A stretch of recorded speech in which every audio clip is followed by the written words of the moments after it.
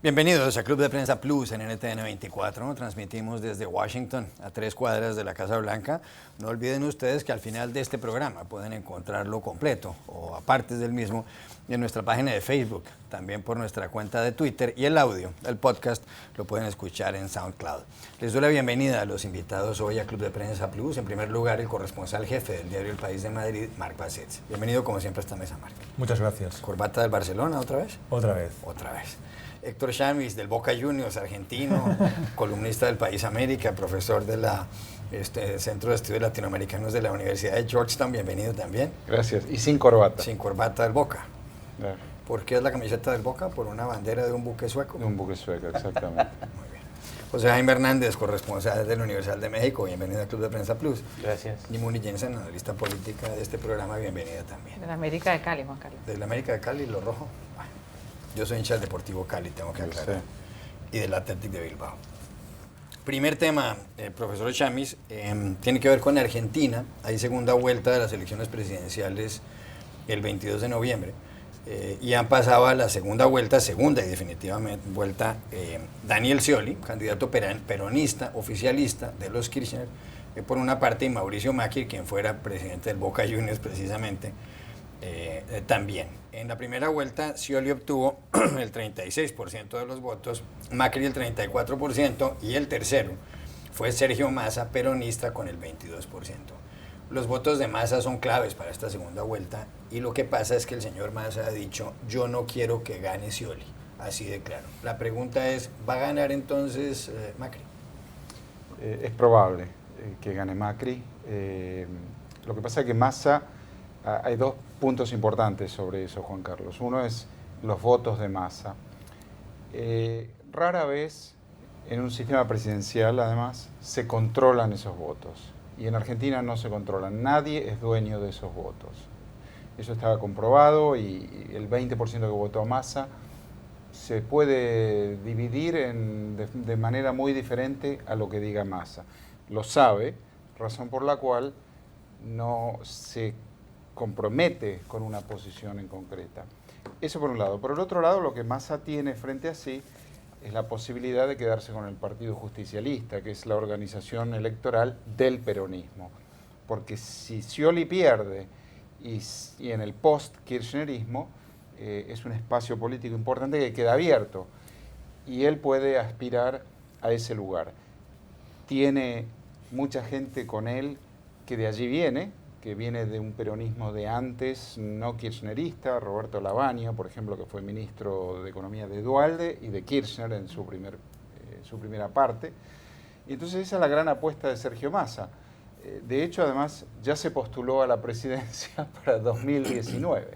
Entonces esa es su estrategia de largo plazo. ¿Van a quedar, José Jaime, borrados los Kirchner en el caso de que gane Macri? No lo sé. Lo que sí sé, lo que sí estoy convencido, es que en medio de este espectáculo de ajustes de cuentas, de noches de cuchillos largos en que se están peleando los unos contra los otros, yo creo que la historia siempre ha demostrado que aquellas formaciones políticas que llegan a la cita con las urnas divididas casi siempre pierden. Y yo creo que va a ser el caso. Yo creo que Macri tiene muy buenas posibilidades de ganar. Y a mí me gusta francamente el resultado de estas elecciones, porque yo creo que más allá de que hayan sido prácticamente desautorizadas todas las encuestas y los sondeos, me gusta mucho el voto de los ciudadanos, particularmente en Buenos Aires. Yo creo que los ciudadanos han sido los grandes protagonistas, y me temo mucho que ellos ya por adelantado han tomado una decisión. Yo creo que en vista de la división terrible que hay en el seno del kirchnerismo y el peronismo, yo creo que Macri puede ser el gran beneficiario. La provincia de Buenos Aires, donde vive el 38% del electorado argentino, cayó en manos de la oposición. El peronismo estaba gobernándola desde 1987, y eso no es un indicativo de lo que puede pasar el 22 de noviembre. Claro que sí, es la derrota más grande que sufrió el kirchnerismo en estas elecciones, más aún que la pobre ventaja que tuvo Daniel Scioli. A mí me llaman la atención tres cosas en las últimas horas después de las elecciones. La primera es cómo Cristina se ha desmarcado de Scioli y parece estar ella sola en campaña contra Mauricio Macri. Brilló por su ausencia Daniel Scioli en un acto que ella llevó a cabo en la Casa Rosada. Para que pierdan los dos. Y eso muestra realmente unos vínculos muy frágiles. Por otro lado, el número de votantes indecisos, 24,5%. ¿Para dónde se van a ir esos votos? Yo creo que depende mucho de la campaña que se haga y también depende mucho del desempeño de Cristina Kirchner. Y por último, yo no sé qué va a pasar con todos los gobernadores y los intendentes del kirchnerismo que han ganado y no sé qué tanto apoyo le vayan a dar ellos a Daniel Scioli en los próximos días, porque si a mí me acaban de elegir en un partido que está derrotado, pues yo trato de arrimarme al que va a ganar y yo creo que va a suceder alguna deserción por parte de los kirchneristas que han triunfado en algunas provincias y no van a ser el apoyo y el ejército que necesita Daniel Scioli para ganar. Creo que la tiene complicada. Hay rumores de todo tipo en Argentina de que va a dimitir Scioli, con lo cual quedaría prácticamente coronado a Mauricio Macri. Creo que es pronto, faltan 3 semanas y en 3 semanas puede pasar cualquier cosa. Me llama la atención dos puntos. Primero, cómo este momento electoral es la apoteosis del tacticismo. Me pregunto, quizá Héctor puede aclarármelo, si hay debate de ideas en esta campaña o es solo táctica si uno apoya al otro pensando en las siguientes elecciones, etcétera. Y segundo punto, veo, y esto ha ocurrido en otros países, en otros momentos históricos, cuando termina un gobierno o un régimen fuerte, muy identificado con una persona, o en el caso de Argentina con una familia, es la desbandada, ¿no? Cuando las instituciones no son fuertes y es la familia o el líder carismático el que sustenta el gobierno, pues yo creo que ocurre lo que parece que está ocurriendo en estos momentos. Sí, bueno, ese es el día después, en el que en privado piensan, pero en público se concentran en los números y en los votos necesarios. Por el otro lado, Macri ha cambiado el tono y lo ha beneficiado. Hubo un episodio donde un periodista oficialista que trabaja para la televisión pública y que es un partidario del gobierno, le escribe un tuit y le dice que sus partidarios lo han intimidado y que lo han hostilizado. Y él le escribe y Macri le responde una carta diciéndole que cuando yo sea presidente voy a proteger personalmente tus derechos a decir lo que piensas. Entonces esto está cambiando el tono y esto tiene que ver con que la sociedad está agotada después de 12 años de la crispación y de transformar al oponente en enemigo. Y hay 3 mitos. Uno, el peronismo nunca pierde. No es cierto, ya perdió en muchas ocasiones, perdió en el 83, perdió en el 99, el peronismo también pierde. Segundo, hay dueños de votos. Nadie es dueño de los votos, la sociedad vota como quiere. Tercer mito es el de la mayoría permanente.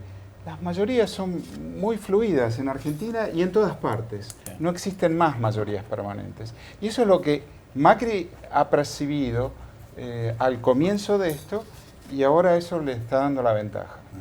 Cambio de asunto, Marc, aquí en Estados Unidos hay elecciones presidenciales dentro de un año. Y en el Partido Demócrata sigue Hillary Clinton como la precandidata más fuerte.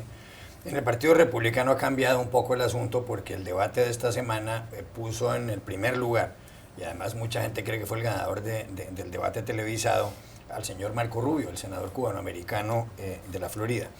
Por otro lado, en el Partido Republicano hay una renovación, porque ahora el nuevo presidente de la Cámara de Representantes es Paul Ryan, que fue candidato a la vicepresidencia de este país cuando era candidato Mitt Romney, y va reemplazado a John Boehner, hombre de 60 y tantos años Boehner, hombre de 40 y tantos años el señor Ryan. Usted titula un artículo en el diario El País de esta forma: los republicanos vienen al futuro con Marco Rubio y Paul Ryan. ¿Son ellos dos el futuro, especialmente Marco Rubio? Pueden serlo, y hay un contraste clarísimo en el Partido Republicano entre el caos que es la actualidad, porque en ese momento el Partido Republicano es caótico en su campaña hacia la Casa Blanca, con los 15 candidatos que quieren llegar a la presidencia y los que encabezan las encuestas, los sondeos, que son figuras muy excéntricas, como Donald Trump, el magnate inmobiliario, o el doctor Ben Carson, son figuras periféricas en el Partido Republicano. Y es caótico también en el Congreso, donde la facción del Tea Party, este movimiento populista y muy conservador, sigue hasta ahora, ha hecho la vida imposible a los líderes más pragmáticos del partido. Entonces yo he escrito que pueden ser el futuro Paul Ryan, porque es el nuevo speaker, como dicen aquí, que es el presidente de la Cámara de Representantes, y puede pacificar estas divisiones internas del Partido Republicano en el Capitolio, y puede ser el futuro Marco Rubio. Esto es más hipotético porque, como decíamos, la campaña sigue en marcha, hay 15 candidatos, Marco Rubio no es el favorito, pero tuvo una actuación buena, a mi parecer, en el último debate, el miércoles, y en la carrera, en la campaña republicana, yo diría que hay como dos sectores, ¿no? El sector populista insurgente, de los Trump, Carson y algunos otros, y luego el sector de los, podríamos llamarles los candidatos más pragmáticos o incluso presidenciables, políticos con capacidad y con una figura suficientemente creíble para poder medirse con el candidato o la probable candidata demócrata Hillary Clinton en el noviembre del 2016. En este grupo creo que Marco Rubio ha empezado a destacar. Hay otros, y no es seguro que obviamente sería una imprudencia ahora apostar a que Rubio va a ser el nominado, pero yo creo que después del debate sus probabilidades han aumentado. Muy intenso. Después del debate lo que ha aumentado también es la probabilidad de que lo critiquen, y creo que en este momento Rubio estará bajo ataque no solamente de sus otros candidatos republicanos, sino por parte del Partido Demócrata. La pregunta es cuánto aguanta un político que es novato los ataques que se le vienen ahora que está en la cima. Él es lo que llaman aquí el flavor of the month, el sabor del mes, y ahora que está de moda Rubio, ¿qué tanto va a poder aguantar? A mí me llama la atención del artículo de Mark el hecho de que el Partido Republicano es un fenómeno tan raro que, a pesar de que estos hombres son jóvenes, me refiero a Paul Ryan y Marco Rubio, representan un país de hace muchas generaciones, y como dos personas que solamente por el hecho que van a estar aquí muy probablemente durante un tiempo más y van a ser fenómenos políticos hacia el futuro, representan el pasado, representan lo más conservador y lo más retrógrado dentro del partido republicano. ¿Qué diría Reagan, que fue uno de los presidentes más viejos que ha tenido este país, si viera que este par de jóvenes representan algo que incluso para Reagan es el pasado? Pues fíjate que yo prefiero recurrir a la metáfora de la carreta que va llena de melones. Yo veo así la carrera por la nominación del Partido Republicano. Yo diría que todavía es muy temprano, la carreta va a seguir avanzando, se va a encontrar algunos baches, los melones se van a ir acomodando en el camino, a veces subirá uno, a veces bajará otro, pero coincido mucho en el último punto que ha hecho Moni, y específicamente en el caso de Marco Rubio, a quien muchos ven como el candidato hispano, con el candidato hispano que muchos sueñan, la comunidad hispana. Y claro, si uno se remite, empieza a revisar más a fondo cuál es el historial de Marco Rubio, esta narrativa del chico que ha conseguido hacer realidad el sueño americano, pues te das cuenta que, francamente, Marco Rubio ha formado parte de un grupo demográfico que ha sido tratado excepcionalmente gracias a la política de asilo de Estados Unidos, cosa que no ha ocurrido con el resto de los inmigrantes hispanos. De otro lado, muchas de las acciones de Marco Rubio dejan mucho que desear. Por ejemplo, últimamente ha insistido en bloquear la nominación de Roberta Jacobson como embajadora en México. ¿Por qué? Porque le está pasando factura por el tema de la reconciliación con Cuba. Eso te habla de las prácticas del pasado, de estos grupos de interés que están afianzados en Miami, y eso para mí no representa el futuro, digamos. La inmensa mayoría de este país ve con buenos ojos el proceso de reconciliación con Cuba, y creo que Marco Rubio se equivoca en muchos sentidos, pero claro, él tiene que responder a los intereses de su grupo y de sus votos. ¿Se van a hundir entonces Donald Trump, Ben Carson y Jeb Bush? No, no creo, porque hay dos temas. Uno que me sorprende significativamente, debo decir, la caída de Jeb Bush en las encuestas. Un Bush, tercero en la línea sucesoria. Es sorprendente. Eso abre el espacio. Siendo del mismo estado, le abre un espacio a Marco Rubio. De ahí que en el debate haya sido particularmente agresivo Marco Rubio con Jeb Bush. El otro tema es que cuando uno ve el debate, uno se da cuenta que quien no tiene experiencia, ya sea legislativa o ejecutiva, es profundamente ignorante. Hay un cisma entre los políticos profesionales y los nuevos, los que llegan de afuera. Trump, Carson o Carly Fiorina también. No tienen experiencia, no tienen conocimiento. Eso les va a costar, van a pagar el precio de esa ignorancia al final del día, y va a terminar siendo un político con experiencia, que no es el caso de Marco Rubio porque es joven, pero suena con experiencia, sin embargo. Entonces se abre un espacio allí para Marco Rubio. Veremos. No obstante, comparto lo de Muni, no es solamente que el Partido Republicano suena viejo, se ve viejo y que no representa al país que uno ve en la calle o en el metro o en el autobús, sino que además está profundamente dividido. Y por momentos parece lo de Paul Ryan apunta en esa dirección, reunificar ese partido que es una confederación de caciques regionales como en México. Seis miembros del Tea Party votaron en su contra. Exacto, o sea, de su propio grupo su propio originario. Grupo.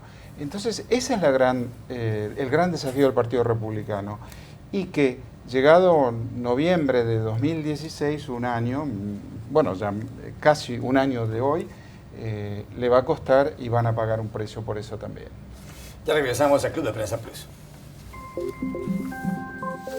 Volvemos a Club de Prensa Plus en NTN 24. José Jaime, hay noticias de México, porque en México existe este grupo llamado los Legionarios de Cristo, dentro de la Iglesia Católica, Regnum Christi, se dice en latín, un grupo fundado por el padre Marcial Maciel, mexicano, que falleció en el año 2008 y que además estuvo acusado no solamente de haber abusado de algunos seminaristas, miembros de la Iglesia Católica, sino de haber tenido hijos con varias mujeres y de haber consumido drogas y de haber llevado a cabo algunos tipos de fraude frente al Estado. O sea, no era exactamente una pera en dulce el padre Maciel.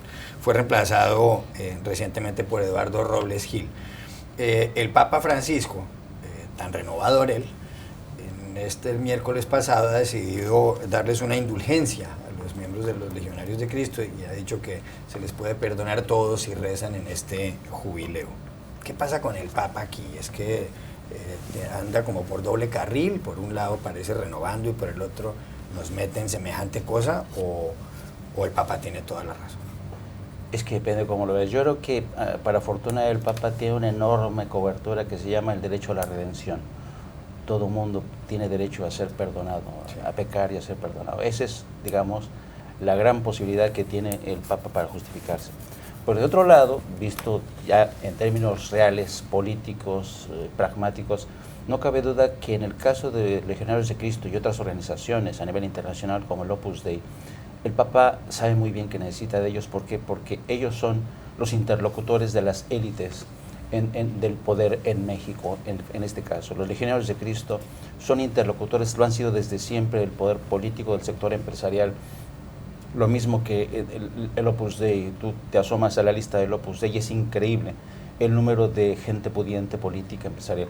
Y el Papa sabe que necesita de ellos, porque al final del día ellos le ayudan prácticamente a seguir teniendo presencia, a avanzar con el proceso de evangelización, a hacer sus obras de caridad, y necesita de ellos. Y esto demuestra hasta qué punto realmente la Iglesia en América Latina en general y en México en particular sigue siendo un poder fáctico.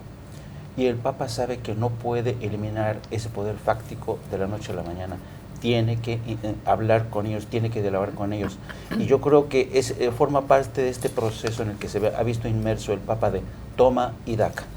Por un lado, anuncia cambios sustanciales a pesar de las enormes resistencias, pero por otro lado tiene que aceptar seguramente muy a su pesar, la continuidad de estas organizaciones que tienen un pasado bastante vergonzante. Esta noticia del Papa que aparece en el Universal de México también está en el diario El País de Madrid, y que cita una frase. Bueno, aparte de eso da el dato de que los activos de los Legionarios de Cristo suman más de 43 mil millones de dólares, atención.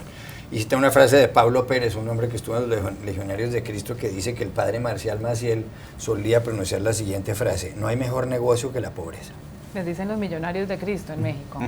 Es una noticia incómoda, por decirlo menos, porque si bien el tema del perdón es incómodo siempre, es un tema que es necesario para la reconciliación y para avanzar. Uno ve los padres y la esposa de Leopoldo López perdonando al fiscal Nieves, quien puso a su hijo y a su esposo en la cárcel. Uno hablando del proceso de paz en Colombia, nos han hablado muchísimo del perdón y de la reconciliación, y las víctimas mismas, en algunos casos, y casos de víctimas de secuestro, han perdonado a sus victimarios.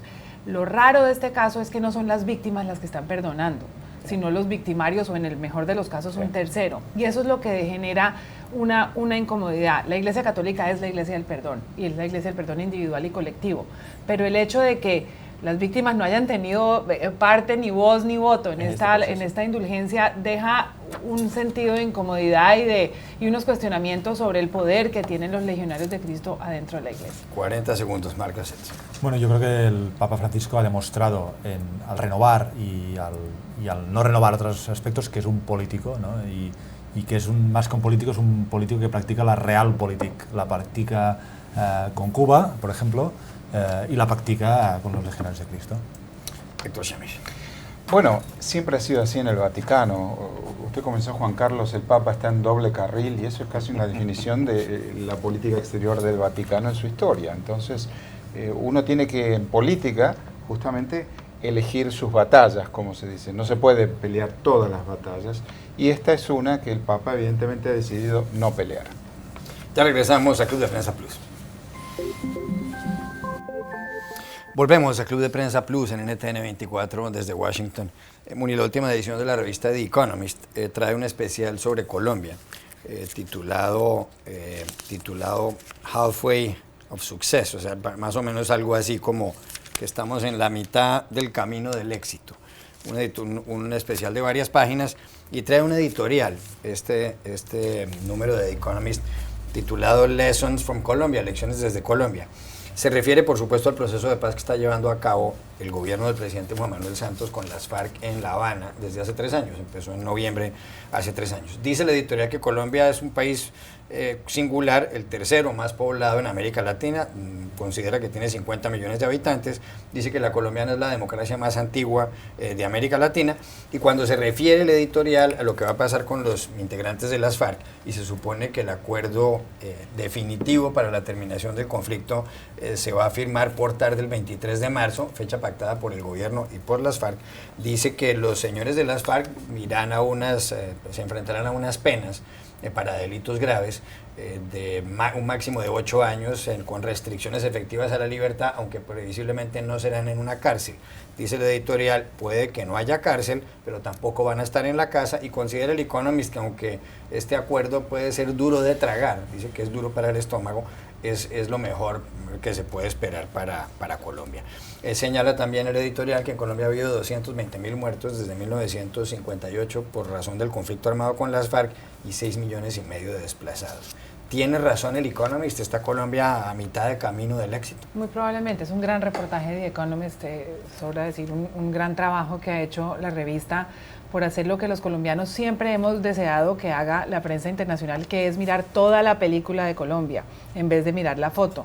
Lo que pasa es que en la narración de toda esta película sobre Colombia, que está muy bien hecha, falta la foto. Y yo creo que los reportajes últimamente en Colombia no coinciden con los titulares y no coinciden con la realidad inmediata del país, que en algunos casos interrumpe toda esta historia de éxito, como fue el asesinato de los militares por parte del Ejército de Liberación Nacional, que es una seña más de que el conflicto en Colombia no se acaba con un acuerdo de paz con las FARC. Es una muestra de las contradicciones de Colombia. Cuando deseábamos que nos vieran con mejores ojos, creo que ya lo logramos, y en este momento falta mirar lo que está pasando en el terreno. Héctor Chamiz. Yo estoy de acuerdo con lo que dice el Economist, porque uno mira la historia de las resoluciones de conflictos como el colombiano, similares, ninguno es idéntico, pero parecidos, similares, y uno ve un gran manto de olvido y perdón, que algunos llaman amnistía necesaria, otros llaman impunidad.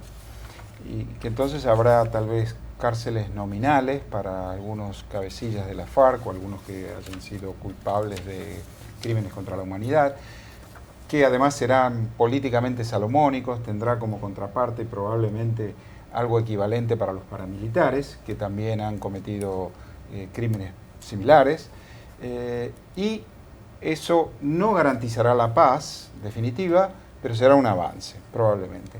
Lo que sí me preocupa de todo esto, no me preocupa la amnistía, ha habido amnistía en Sudáfrica, en Uruguay, en Chile, donde uno vaya. Bueno, eso que aquí no habrá amnistía para delitos graves, por ejemplo. No habrá bueno, amnistía, para algunos, sí, está bastante bien. Serán penas. Serán penas nominales simbólicas, porque no se castigará a todos, y el proceso continuará. A mí lo que más me preocupa es que no he podido leer en ningún lado qué pasará con las armas de la FARC. Porque si se quedan con las armas, no serán un partido político. Serán un partido político que amenaza al sistema democrático. Entonces, ¿de qué manera se decomisarán las armas? ¿De qué manera se entregarán? ¿A quién? ¿Cómo? ¿Cuándo? ¿Dónde? Eso no está aclarado, al menos yo no lo puedo encontrar.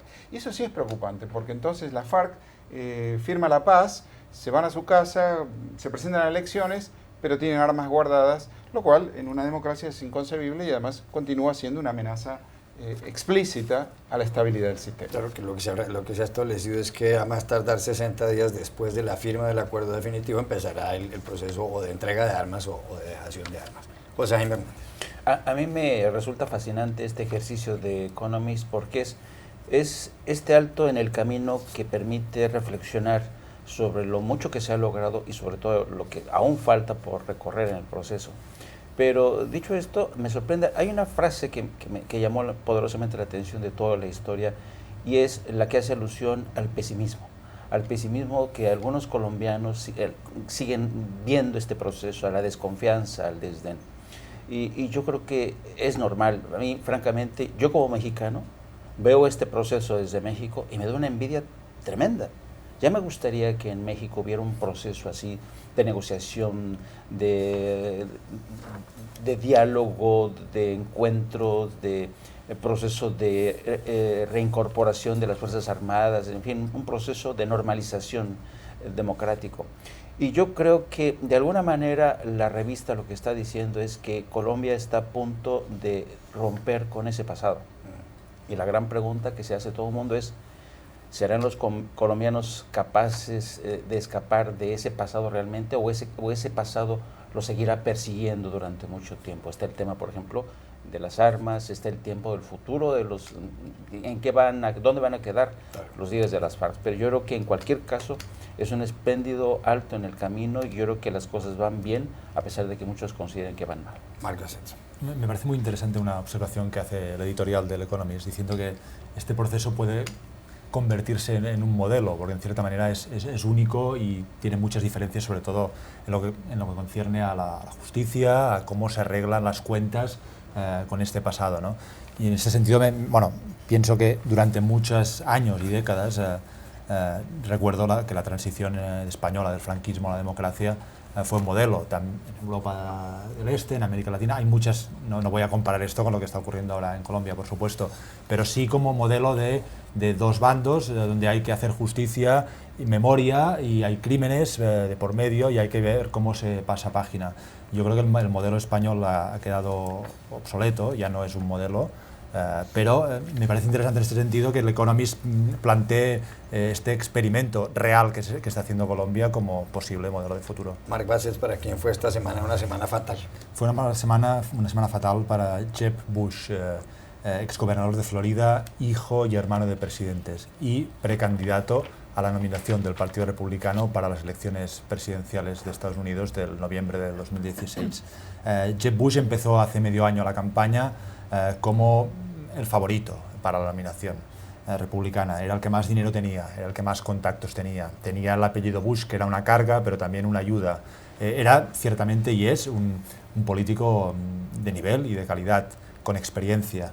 Bueno, en los últimos meses, en parte por el fenómeno Trump, de Donald Trump, que se ha encaramado a lo alto de los sondeos desde el verano, Jeb Bush ha perdido fuerza, en los sondeos no avanza, no levanta cabeza, y esta semana ha habido un debate de los candidatos republicanos donde ha tenido una actuación francamente mediocre y se ha visto desbordado por otros candidatos que compiten directamente con él por el voto pragmático en el Partido Republicano, como el senador de Florida, su mismo estado, Marco Rubio. Desde ayer, el día después del debate, las probabilidades de que Jeb Bush sea el candidato han disminuido enormemente y tendrá que hacer un gran esfuerzo para recuperarse. Ha sido una mala semana para él. ¿Tú sabes para quién fue esta semana una semana nefasta? Mala semana, nefasta para Cristina Kirchner, la presidenta de Argentina, a posteriori del resultado electoral, que no fue tan favorable como el oficialismo esperaba. Se escondió, se recluyó, no apareció en ningún lado, no dijo una palabra, ignoró al candidato que ella puso, literalmente, A posteriori se sacó una foto, una entrevista con quien perdió la gobernación de Buenos Aires, el candidato a gobernador de Buenos Aires, que también fue su candidato, Aníbal Fernández, en un mensaje al ciolismo, pongámoslo así, y finalmente apareció en la cadena nacional ayer, por horas, y de un modo agresivo, resentido, profundizando división. No nombró a su propio candidato por el nombre, se refirió a nuestro candidato sin nombrarlo, y que en definitiva revela la mala semana que tuvo, pero además que profundiza en un momento importante para Argentina, como es una elección, profundiza la agresión y la división y revela qué mala semana que ha tenido. José Jaime Hernández, ¿para quién fue esta semana una semana fatal? Yo creo que ha sido una muy mala semana para el presidente Barack Obama, porque esta misma semana se supo que la Casa Blanca está nuevamente revisando la estrategia en Irak y Siria. El presidente sigue dando palos de ciego, es incapaz de realmente de encontrar la fórmula ideal para tratar de recuperar el terreno que perdió en Irak y tratar de eliminar de una vez por todas la amenaza del Estado Islámico. Y es evidente que está estudiando la posibilidad de poner hombres sobre el terreno para recuperar las ciudades de Ramadi en Irak, y también de reducir a su mínima expresión al bastión del Estado Islámico en Raqqa, en Irak, en Siria.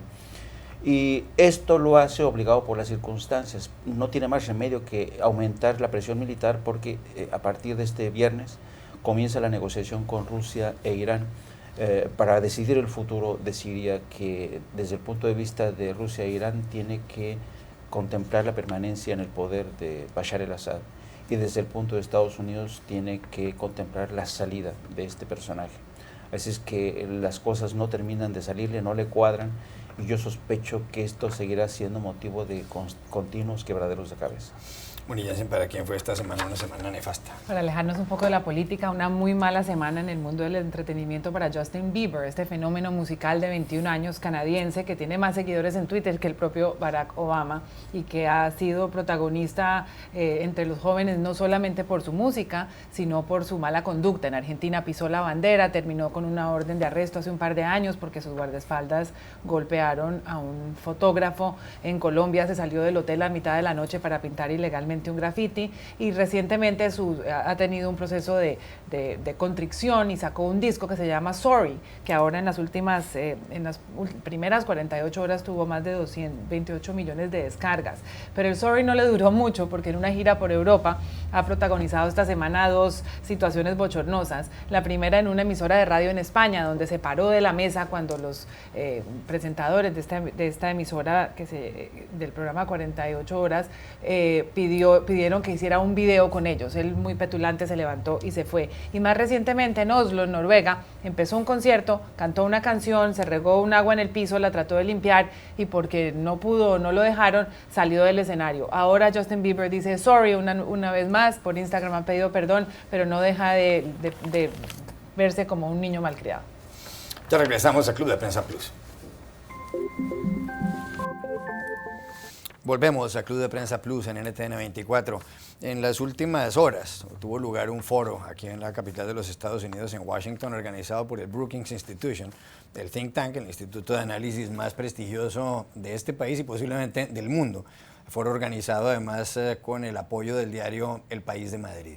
En ese foro, titulado Si América Latina puede aguantar las turbulencias de la crisis económica mundial, habló José Jaime Hernández, que está sentado hoy en este programa, y se refirió a la situación de México. No se lo pierdan, aquí está. José Jaime, quería preguntarle por unas declaraciones que dio recientemente, en las últimas horas, Luis Videgaray, el secretario de Economía, que es como el ministro de Hacienda y además mano derecha del presidente Enrique Peña Nieto, que está metido en varios líos, no solamente por los cuestionamientos que haya la primera dama mexicana, Angélica Rivera, en cuanto a la compra de algunas viviendas, escándalo en el que también está metido el señor Videgaray.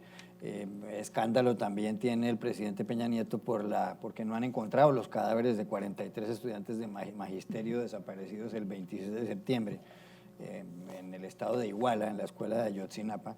Escándalo porque Joaquín El Chapo Guzmán el mayor narcotraficante del mundo, se escapó.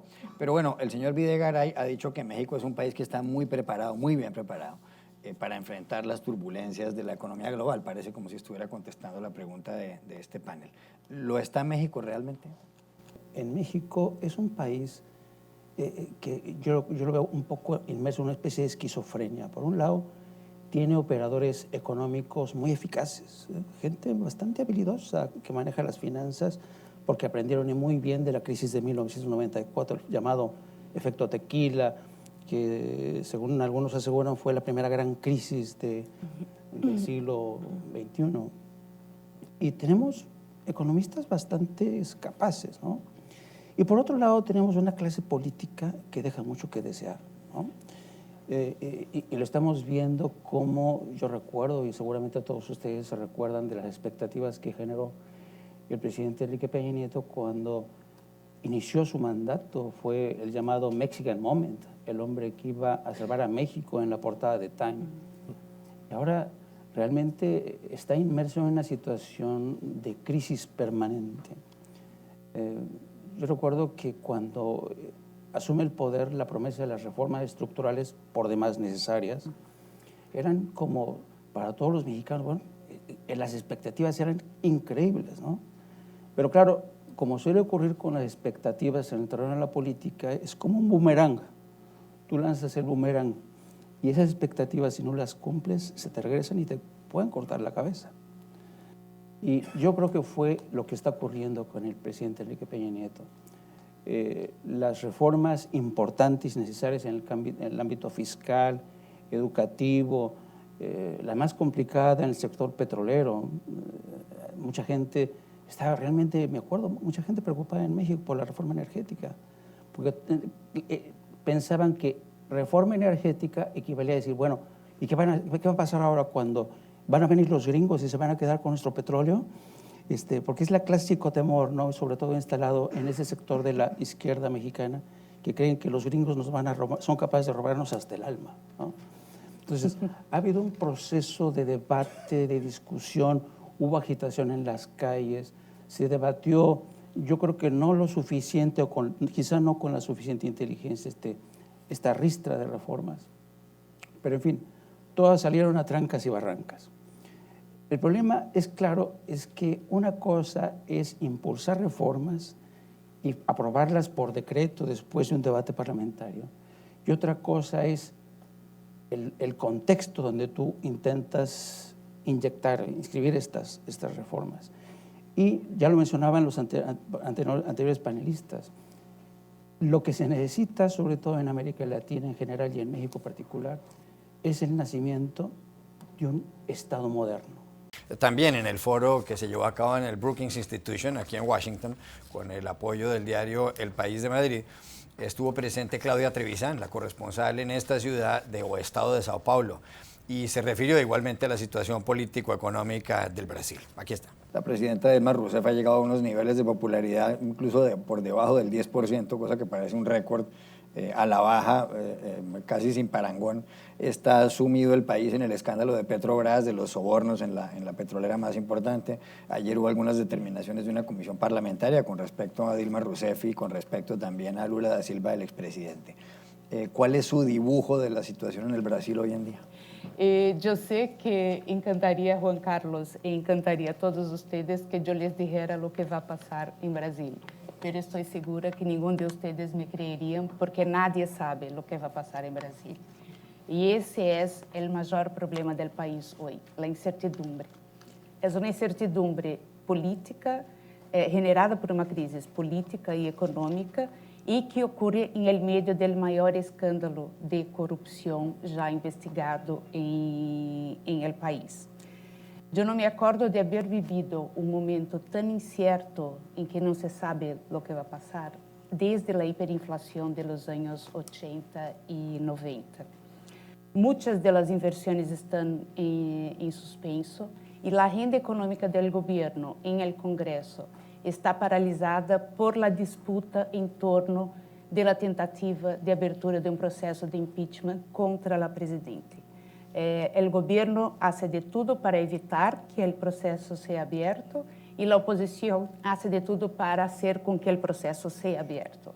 Y los dos lados están centrando todos sus esfuerzos en eso. En el medio está el presidente de la Cámara de los Diputados, que es Eduardo Cunha, que es el más reciente blanco de las investigaciones de corrupción en Petrobras. Como Juan Carlos lembró, Dilma Rousseff empezó su gobierno hace 10 meses, pero parece ya una eternidad. Su popularidad se desplomó de manera dramática en ese periodo y en gran parte por errores que fueron cometidos por ella misma. El mes pasado, la agencia de clasificación de riesgo Standard & Poor's sacó el grado de inversión que Brasil había conquistado en el 2008 y hay la posibilidad de que al menos una más agencia siga por el mismo camino en los próximos meses, lo que tendría un efecto muy negativo para la capacidad de captación de recursos, no solo del país, como de sus empresas. Además de la incertidumbre política, la economía sufre los efectos de la investigación de corrupción, que se llama la Operación Lava Jato, que atinge la mayor empresa de Brasil, que es Petrobras, y muchas de las grandes constructoras. Solo Petrobras responde por cerca de 2% del PIB de Brasil. Las grandes constructoras que están involucradas en el caso son más 3%. La economía de Brasil va a tener una caída este año de 3%, lo que es mucho más de que cualquier economista prevía en el principios del año. Y casi nadie cree que una recuperación es posible en 2016. El desempleo y la inflación están alrededor de los 10%, lo que es una amenaza a las conquistas sociales de los últimos 15 años, de la última década y media.